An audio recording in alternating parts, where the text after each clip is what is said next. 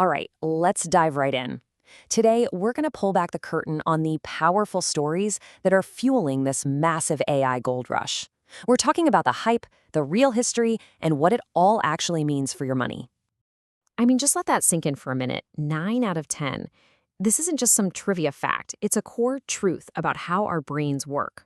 We all like to think we're rational, but when a really good story comes along, facts often take a backseat. So, this gets us to the heart of the matter today, something called the narrative fallacy. It's this deep-seated need we have to create a simple, clean story out of messy, often random events. It makes us feel smart, like we've got it all figured out. But in finance, that feeling can be an incredibly expensive illusion. Look, stories are powerful. They're how we're wired to understand the world, no question. But when we're talking about our financial future, believing the wrong story can be a devastating mistake. And that's where it gets really interesting, right? Because when the narrative is about a world-changing technology like AI, the stakes just go through the roof. We've seen this movie before. A compelling story about the future pulls in billions, even trillions of dollars long before any real profits show up. And we've also seen how that movie ends. It's not always pretty. You know, the crazy thing is, this AI hype, it's not new, not by a long shot.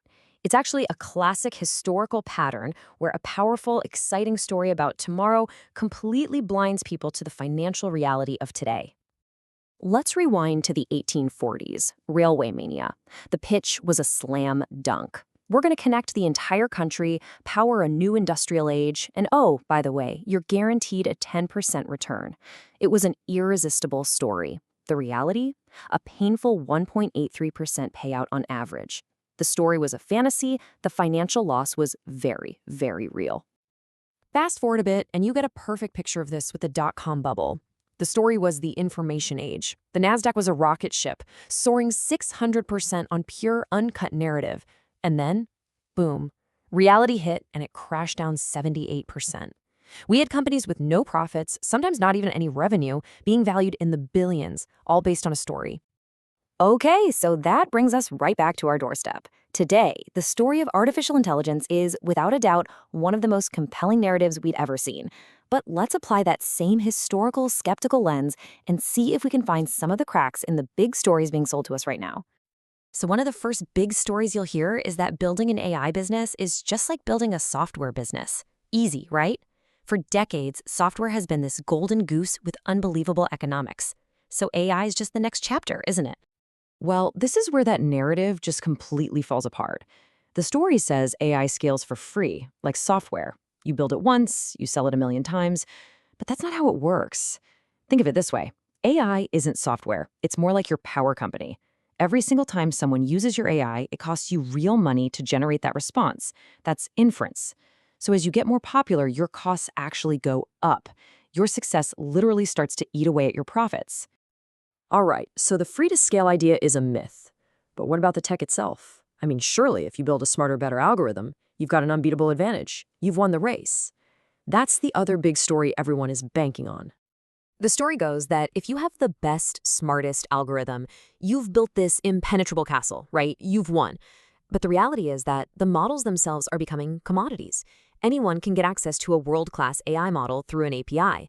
So the real advantage, the actual protective moat around your business, isn't the algorithm. It's having unique, proprietary data that nobody else can get their hands on. That's the real gold. Okay, so we've poked holes in the stories. Let's get real now. Let's stop talking about narratives and start looking at the actual numbers. How does this AI boom really stack up against the peak of the dot-com bubble when you look at the cold, hard data? And this table is, well, it's pretty eye-opening. On one hand, yeah, today's big tech companies are gushing cash, which is way better than the dot-com era. That's good. But then you look at the PDE multiples. People are paying more for $1 of earnings now than they were at the very peak of the dot-com insanity. And you add in these massive new costs for building data centers and for inference, and you realize we're making a gigantic bet on a future that is anything but certain. And that concentration risk we just mentioned, get ready for this. Right now, about 40% of the entire value of the S&P 500 is locked up in just 10 companies. The whole market is essentially hitching its wagon to a tiny handful of stocks. And this all leads to a really unique and kind of scary situation we can call dual concentration risk. You've got the market's value concentrated in a few stocks, and at the same time, those exact same companies are concentrating all their money and resources into one single speculative story, AI. If that story stumbles, it's not just a few companies that feel the pain. The entire market could get pulled down with it. So, with all this hype and this very real concentrated risk swirling around, what are you supposed to do about it? How do you even begin to navigate this kind of environment? Well, let's talk about a practical survival guide. There's a classic strategy for this kind of environment called the barbell strategy, and it's actually pretty brilliant in its simplicity. You take the huge majority of your money, let's say 85 or 90%, and you put it in super safe, boring, stable stuff.